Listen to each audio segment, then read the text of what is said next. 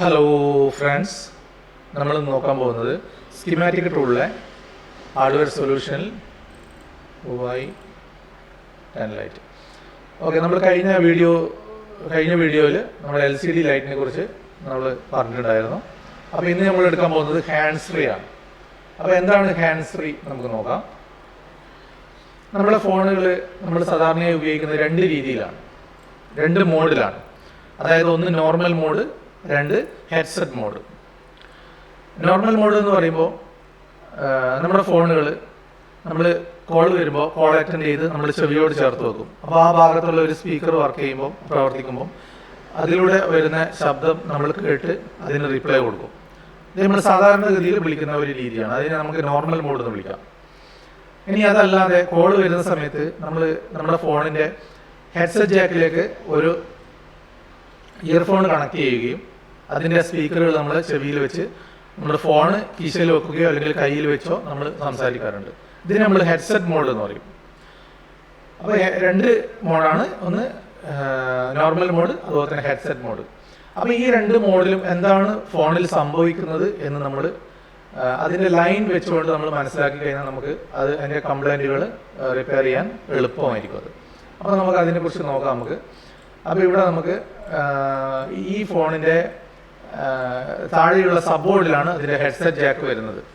അവിടെയാണ് നമ്മൾ earphone connect ചെയ്യുന്നത്. അതുകൊണ്ട് തന്നെ നമുക്കിവിടെ താഴേക്ക് പോകുന്ന ആ കണക്ടറിൽ FPC കണക്ടറിൽ നമുക്ക് അതിൻ്റെ 4 ലൈന് നമുക്ക് കാണാൻ പറ്റും. അതിനകത്ത് ഒന്ന് ഹെഡ്സെറ്റ് ഡിറ്റക്ഷൻ ലൈനാണ്, അതുപോലെ തന്നെ ഹെഡ്സെറ്റ് റൈറ്റ് ചാനലാണ്, ഹെഡ്സെറ്റ് ലെഫ്റ്റ് ചാനലാണ്, അതുപോലെ തന്നെ ഇപ്പുറം മൈക്കിൻ്റെ ഒരു ലൈനും നമുക്ക് കാണാൻ പറ്റും. അപ്പോൾ ഇവിടെ നമുക്ക് താഴെയുള്ള ആ സബ്ബോർഡിൻ്റെ ഡയഗ്രാം നമുക്ക് ഇതിനകത്തില്ല. അതുകൊണ്ട് തന്നെ കുറച്ച് നിങ്ങൾക്ക് മനസ്സിലാക്കാൻ കുറച്ച് ബുദ്ധിമുട്ടായിരിക്കും. അതുകൊണ്ട് ഞാൻ വേറൊരു സെറ്റിൻ്റെ മദർ ബോർഡ് നമുക്ക് എടുത്തിട്ട് അതിൻ്റെ കണക്ഷൻ നമുക്ക് നോക്കാം. ഇതിൽ നിങ്ങൾക്ക് വ്യക്തമായിട്ട് മനസ്സിലാവും അതിൻ്റെ കണക്ഷൻ എങ്ങനെയാണ് പോകുന്നതെന്ന് നമുക്ക് മനസ്സിലാവും. അപ്പോൾ നമുക്ക് അത് കുറച്ച് വലുതാക്കി നോക്കാം. അപ്പോൾ അത് കാണാൻ പറ്റുമെന്ന് വിചാരിക്കുന്നു. അപ്പോൾ ഇവിടെ നമുക്ക് 6 കണക്ഷനാണ് നമുക്ക് കാണുന്നത്. 1 2 3 4 5 6. അപ്പോൾ ഈ 6 കണക്ഷനിൽ നമുക്കിവിടെ കാണാൻ പറ്റും, ഇവിടെ ഒരു കമ്പോണന്റ് വഴി, അതായത് ഇവിടെ എഴുതിയിട്ടുണ്ട് CDS HSDET. അതായത് CDS എന്ന് പറയുന്നത് CDC എന്ന് പറയുന്നത്, സോറി നേരത്തെ CDS എന്നാണ് പറഞ്ഞത്, ഇവിടെ CDC ആണ്. കൊഡാക്കിൻ്റെ ഷോർട്ടാണ് CDC എന്ന് പറയുന്നത്. ഓഡിയോ സംബന്ധമായിട്ടുള്ള നമ്മൾ കൊഡാക്ക് എന്ന് പറയുന്നത്. HS എന്ന് പറഞ്ഞാൽ ഹെഡ്സെറ്റ്, DET എന്ന് പറഞ്ഞാൽ ഡിറ്റക്ഷൻ. അപ്പോൾ നമ്മുടെ ഫോണിൽ അതിൻ്റെ ഹെഡ്സെറ്റ് ജാക്കിൽ ഒരു ഇയർഫോൺ കണക്ട് ചെയ്തിട്ടുണ്ട് എന്ന് ICക്ക് അറിയേണ്ടതുണ്ട്. അതായത് നമ്മൾ ഫോണിൽ എന്താണ് മാറ്റം, ഒരു ഇയർഫോൺ കണക്ട് ചെയ്യുമ്പോൾ എന്താണ് മാറ്റം വരുന്നത് നമ്മുടെ ഫോണിൽ? നമ്മുടെ ഫോണിൻ്റെ മൈക്കും അതുപോലെ തന്നെ ഇയർ സ്പീക്കറും ചേഞ്ചായി ഇയർഫോണിലേക്ക് ചേഞ്ച് ചെയ്യപ്പെടുന്നു. അങ്ങനെ നമുക്ക് ഇയർഫോണിലൂടെ സംസാരിക്കാൻ സാധിക്കുന്നു. അതുപോലെ തന്നെ ഹെഡ്സെറ്റ് ജാക്ക് റിമൂവ് ചെയ്യുമ്പോൾ വീണ്ടും പഴയപടി തിരിച്ച് നമ്മുടെ ഫോണിൻ്റെ മൈക്കും ഇയർ സ്പീക്കറും വർക്ക് ചെയ്യും. ഇതാണ് ഇതിൻ്റെ മാറ്റം എന്ന് പറയുന്നത്. അപ്പോൾ എങ്ങനെയാണ് ഇത് മാറുന്നത്? അപ്പോൾ ഇവിടെ ഒരു ഇയർഫോൺ കണക്ട് ചെയ്യുമ്പോൾ ഈ ഒരു പിന്നിലാണ് അത് ആക്റ്റീവ് ആവുന്നത്. ഈ പിന്നിലൂടെ ഇവിടെ ഒരു കമ്പോണൻ്റ് ഉണ്ട്. ഇത് ഒന്നുകിൽ റെസിസ്റ്റർ ആയിരിക്കാം അല്ലെങ്കിൽ ഇൻഡക്ടർ ആയിരിക്കാം. ഇതിലൂടെ കടന്ന് ഈ ഹെഡ്സെറ്റ് ഡിറ്റക്ഷൻ പിന്നിലൂടെ അതിൻ്റെ സിഗ്നൽ എവിടെ പോകുന്നു നോക്കാം നമുക്ക്. ഇത് മെയിൻ പവർ IC ആണ്. മെയിൻ പവർ ICയിലേക്കാണ് ആ കണക്ഷൻ പോകുന്നത്. അപ്പോൾ നമ്മളൊരു ഇയർഫോൺ കണക്ട് ചെയ്തിട്ടാകുമ്പോൾ ഈ പവർ ICക്ക് മനസ്സിലാവുന്നു അവിടെ ഒരു ഇയർഫോൺ കണക്ട് ചെയ്തിട്ടുണ്ടെന്ന് മനസ്സിലാക്കുന്നു. അപ്പോൾ ഉടനടി എന്ത് ചെയ്യും, ഈ PMIC CPU-യിലേക്ക് സിഗ്നൽ കൊടുക്കും, ഇവിടെ ഒരു കണക്ട് ആയിട്ടുണ്ട്. അപ്പോൾ ഉടനടി നമ്മൾ ഇത് ചേഞ്ച് ചെയ്യണം. അതായത് ഫോണിലുള്ള ഇയർ സ്പീക്കറും അതുപോലെ തന്നെ മൈക്കും ചേഞ്ച് ചെയ്ത് അത് ഇയർഫോണിലേക്ക്, ഫോണിൻ്റെ ചേഞ്ച് ചെയ്തിട്ട് അത് ഇയർഫോണിലേക്ക് കണക്ട് ആക്കണം എന്നുള്ള നിർദ്ദേശം കൊടുക്കും. അപ്പോൾ ഉടനടി അത് CPU അത് കൺട്രോൾ ചെയ്യുന്നു, അത് മാനേജ് ചെയ്യുന്നു. അതാണ് ഈ ഒരു കണക്ഷൻ നമുക്ക് വരുന്നത്. ഇത് വളരെ പ്രധാനപ്പെട്ട കണക്ഷനാണ്. അത് പറയാൻ കാരണം നമ്മൾ ചില സെറ്റുകളിലൊക്കെ ഇയർഫോൺ കണക്ട് ചെയ്യാതെ തന്നെ നമുക്ക് ഹെഡ്സെറ്റ് മോഡ് ആയിട്ട് നിൽക്കുന്നതായിട്ട് കാണാൻ പറ്റും. അതായത് സാധാരണഗതിയിൽ നമുക്ക് ഇയർഫോൺ ഇല്ലാതെ നമ്മൾ കോൾ ചെയ്യുന്ന സമയത്ത് ഈ മൈക്കും അതുപോലെ തന്നെ ഇയർ സ്പീക്കറും വർക്ക് ചെയ്യില്ല. പക്ഷേ നമ്മൾ ഇയർഫോൺ കണക്ട് ചെയ്തിട്ടും ഉണ്ടാവില്ല. അതിന് കാരണം എന്ന് പറയുന്നത് ഈ ഒരു കമ്പോണന്റിൽ ഇതിൻ്റെ അടുത്ത് ഒരു തുള്ളി വെള്ളം അവിടെ വീഴുകയോ അവിടെ ഫംഗസ് ആവുകയോ ചെയ്തു കഴിഞ്ഞാൽ അത് ഗ്രൗണ്ടിലേക്ക് ഷോർട്ട് ആവുകയോ ചെയ്തു കഴിഞ്ഞാൽ അല്ലെങ്കിൽ അതിനടുത്തുള്ള കമ്പോണന്റിലേക്ക് ഷോർട്ട് ആയി കഴിഞ്ഞാൽ ഇത് ഓട്ടോമാറ്റിക്കായിട്ട് നമ്മൾ ഹെഡ്സെറ്റ് കണക്ട് ചെയ്യാതെ തന്നെ ഹെഡ്സെറ്റ് മോഡിലേക്ക് മാറും അത്.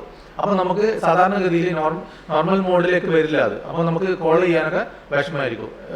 ഈ മൈക്കും അതുപോലെ തന്നെ ഇയർ സ്പീക്കറും വർക്ക് ചെയ്യില്ല. നമുക്ക് ഇയർഫോൺ കണക്ട് ചെയ്തിട്ട് വേണം നമ്മൾ കോൾ വിളിക്കേണ്ടെങ്കിൽ. അപ്പോൾ അതുപോലെ തന്നെ ഇവിടെ നിങ്ങൾ നോക്കിക്കഴിഞ്ഞാൽ മനസ്സിലാവും, ഇവിടെ ഈ കണക്ഷന് തൊട്ടടുത്ത് തന്നെയാണ് ഈ ഗ്രൗണ്ട് ഇരിക്കുന്നത്. അപ്പോൾ ഇവിടെയും എന്തെങ്കിലും തരത്തിൽ ഒരു വെള്ളം തട്ടുകയോ അല്ലെങ്കിൽ വേറെ എന്തെങ്കിലും ഫംഗസ് ആവുകയോ എന്തെങ്കിലും ചെയ്ത് കഴിഞ്ഞാൽ ഷോർട്ട് ആവുകയോ ചെയ്ത് കഴിഞ്ഞാൽ തീർച്ചയായിട്ടും നമുക്ക് ഓട്ടോമാറ്റിക്കായിട്ട് ഹെഡ്സെറ്റ് മോഡിലേക്ക് മാറിയിട്ട് നമുക്ക് കാണാൻ പറ്റും. അപ്പോൾ നമ്മൾ ഈ ഒരു കംപ്ലൈൻറ്റിന് ഓട്ടോമാറ്റിക് ഹെഡ്സെറ്റ് മോഡ് ആകുന്ന കംപ്ലൈൻറ്റിന് നമ്മൾ ആദ്യം ചെക്ക് ചെയ്യേണ്ടത് ഈ ഒരു ഭാഗമാണ്. അതായത് ഈ ലൈന് കടന്നു പോകുന്ന കമ്പോണന്റുകളിലൊക്കെ തന്നെ എന്തെങ്കിലും തരത്തിലുള്ള ഷോർട്ടുകളോ അല്ലെങ്കിൽ വെള്ളം തട്ടി ദ്രവിക്കുകയോ അങ്ങനെ എന്തെങ്കിലും ചെയ്തിട്ടുണ്ടോ എന്ന് നമ്മൾ പരിശോധിച്ച് കഴിഞ്ഞാൽ നമുക്കത് വളരെ എളുപ്പത്തിൽ ആ കംപ്ലൈൻറ്റ് നമുക്ക് ശരിയാക്കി എടുക്കാൻ പറ്റും. അതുപോലെ തന്നെ ഈ ഹെഡ്സെറ്റിന്റെ ഈ കണക്ഷൻ ഇവിടെ ഒരു ടെസ്റ്റ് പോയിന്റിലേക്ക് പോകുന്നുണ്ട്. അപ്പോൾ ഈ ടെസ്റ്റ് പോയിന്റിൽ എന്തെങ്കിലും ഇവിടെ ഈ അടുത്തുള്ള ഭാഗമായിട്ട് ഷോർട്ട് ആയാലും ഇതേ ഒരു പ്രശ്നം വരുന്നതാണ്. അപ്പോൾ അതും കൂടി നമ്മൾ ശ്രദ്ധിക്കണം.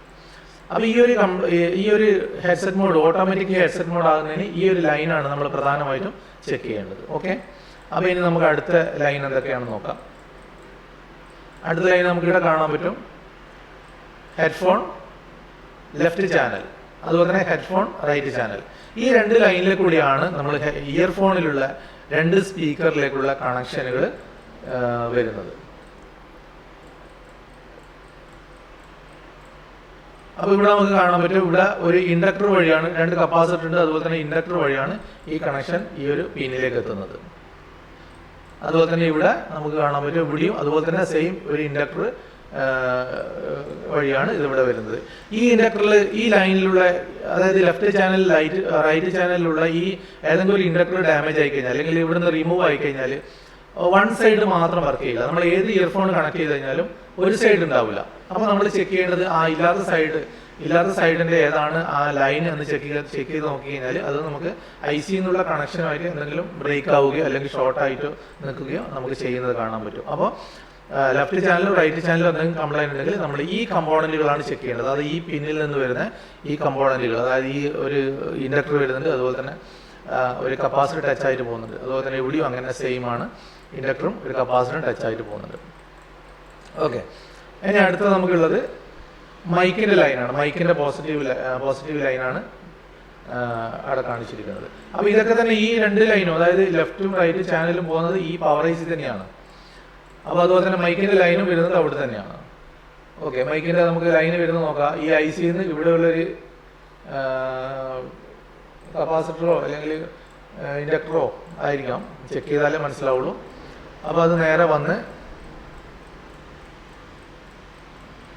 ഇവിടെ നമുക്ക് ഒരു ഇൻഡക്ടറിലൂടെ കടന്ന് ഒരു കപ്പാസിറ്റർ ടച്ചായി അത് വീണ്ടും ഒരു ഇൻഡക്ടറിലൂടെ കഴിഞ്ഞാൽ ഫിൽട്ടർ ചെയ്യാനാണ്. ഫിൽട്രേഷന് വേണ്ടിയിട്ട് ഒന്നിൽ കൂടുതൽ ഇൻഡക്ടറുകളൊക്കെ വെക്കാറുണ്ട്. അതിങ്ങനെ വന്ന് ഇതിൻ്റെ ഈ പിന്നിലേക്ക് പോകുന്നു. അപ്പോൾ മൈക്ക് നമ്മൾ കുറേ ഹെഡ്സെറ്റ് കണക്ട് ചെയ്തിട്ട് ഒന്നിലും മൈക്ക് വർക്ക് ചെയ്യുന്നില്ലെങ്കിൽ നമ്മൾ ഈ ഒരു പിന്നാണ്, ഈ ഒരു ലൈനാണ് നമ്മൾ ചെക്ക് ചെയ്യേണ്ടത്. ഇവിടെ ഏതെങ്കിലും ഈ കമ്പോണന്റ് ഏതെങ്കിലും മിസ്സിംഗ് ഉണ്ടോ, അല്ലെങ്കിൽ ആ കമ്പോണന്റ് ഏതെങ്കിലും ഷോർട്ട് ഉണ്ടോ. കപ്പാസിറ്റർ ഷോർട്ട് ആയാലും മതി. ഇവിടെ ഒരു കപ്പാസിറ്റർ ഉണ്ട്, ആ കപ്പാസിറ്റർ ഷോർട്ട് ആയാലും മൈക്ക് വർക്ക് ചെയ്യില്ല. അപ്പോൾ ഇവിടത്തേക്ക് ഒരു ടെസ്റ്റ് പോയിന്റിലേക്ക് നമുക്ക് ഇത് പോകുന്ന കാണാൻ പറ്റും. ഇത് എവിടെയെങ്കിലും ഷോർട്ട് ആയിട്ടുണ്ടെങ്കിൽ നമുക്ക് മൈക്ക് വർക്ക് ചെയ്യില്ല. അപ്പോൾ ഇങ്ങനെ ഈ രീതിയിൽ മനസ്സിലാക്കി കഴിഞ്ഞാൽ നമുക്ക് ഇങ്ങനെയുള്ള ടൂള് ഉണ്ടാകുമ്പോൾ അല്ലെങ്കിൽ ഈ രീതിയിൽ നമുക്ക് മനസ്സിലാക്കി കഴിഞ്ഞാൽ ഇങ്ങനെയുള്ള കംപ്ലൈൻറ്റുകൾ വളരെ എളുപ്പത്തിൽ നമുക്ക് മനസ്സിലാക്കാനും അതുപോലെ തന്നെ അത് പരിഹരിക്കാനും വേണ്ടി നമുക്ക് സാധിക്കും. അപ്പോൾ ഇത്രയും കാര്യങ്ങൾ പറഞ്ഞത് മനസ്സിലായിട്ടുണ്ടാവുമെന്ന് വിചാരിക്കുന്നു. ഓക്കെ, അപ്പോൾ നമുക്ക് ഇതിലേക്ക് തന്നെ നമുക്കൊന്ന് പോവാം. അപ്പോൾ ഇതിൽ ചില ഫോണുകളിൽ നമുക്ക് ചില സർക്യൂട്ട് എടുക്കുമ്പോൾ നമുക്ക് അതിനകത്ത് ചില പേരിൽ ചെറിയ വ്യത്യാസം കാണാം. ഇത് ഹെഡ്സെറ്റ് ഡിറ്റക്ഷൻ തന്നെയാണ്. അതുപോലെ തന്നെ ഇവിടെ 6 കണക്ഷൻ എഴുതിയിട്ടുള്ളത്. Headset right channel, headset left channel. ഇവിടെ നിങ്ങൾക്ക് കാണാൻ പറ്റുമോ? മൈക്ക് നല്ല കാണാൻ പറ്റുക. പക്ഷെ അത് ചില ഫോണുകളിൽ ചില പേരുകളൊക്കെ മാറ്റം വരാൻ സാധ്യതയുണ്ട്. അപ്പോൾ ഇവിടെ നമുക്ക് ഇത് മൈക്കിൻ്റെ ലൈനാണ്. ഇത് നേരെ പോകുന്നത് PMIC-യിലേക്ക് തന്നെയാണ്. ഈ 3 ലൈനും, അതായത് ഈ 4 ലൈനും പോകുന്നത് ഈ IC തന്നെയാണ്. ഇങ്ങനെ വന്ന് ഇവിടെ കുറച്ച് കമ്പോണൻസ് ഉണ്ട്. ആ കമ്പോണൻ്റൊക്കെ കടന്ന് കപ്പാസിറ്റർ ഉണ്ട്, അതുപോലെ തന്നെ ഇൻഡക്ടേഴ്സ് ഉണ്ട്. ഫിൽറ്ററിങ്ങിൻ്റെ പരിപാടിയൊക്കെ നടക്കുന്നുണ്ട്. ഇവിടെ 2 ഇൻഡക്ടേഴ്സ് ഉണ്ട്. ഓക്കെ, അത് നേരെ പോകുന്നത് ഈ പവർ IC തന്നെയാണ്. അപ്പം നേരത്തെ പറഞ്ഞതുപോലെ ഈ ഹെഡ്സെറ്റ് ഡിറ്റക്ഷൻ്റെ ലൈന്, അതാണ് നമുക്ക് ഈ പ്രധാനമായിട്ടും വരുന്ന കംപ്ലൈൻ്റ് ആണത്. അപ്പോൾ അത് ഈ ഫോണിൻ്റെ അകത്ത് വരുന്ന കമ്പോണൻറ്റുകൾ എന്തൊക്കെയാണ് നമുക്ക് നോക്കാം. അത് നേരെ വന്ന്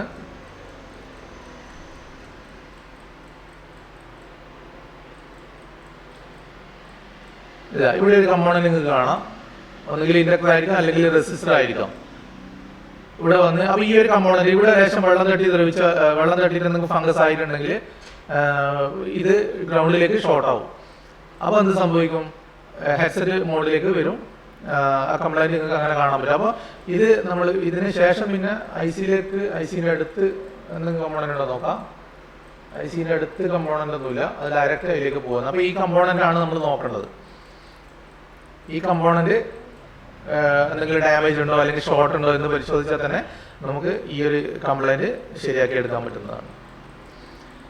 ഓക്കെ, അപ്പോൾ ഇത്രയും കാര്യങ്ങൾ മനസ്സിലായിട്ടുണ്ടാവും എന്ന് വിചാരിക്കുന്നു. എന്തെങ്കിലും സംശയങ്ങൾ ഉണ്ടെങ്കിൽ നിങ്ങൾ താഴെ കമൻറ്റ് ബോക്സിൽ അത് രേഖപ്പെടുത്തുക. നിങ്ങളുടെ ഫോൺ നമ്പറും അതിൽ മെൻഷൻ ചെയ്യാം. ഓക്കെ, നമുക്ക് അടുത്ത കണ്ടൻറ്റുമായിട്ട് അടുത്ത വീഡിയോയിൽ കാണാം. Okay, thank you.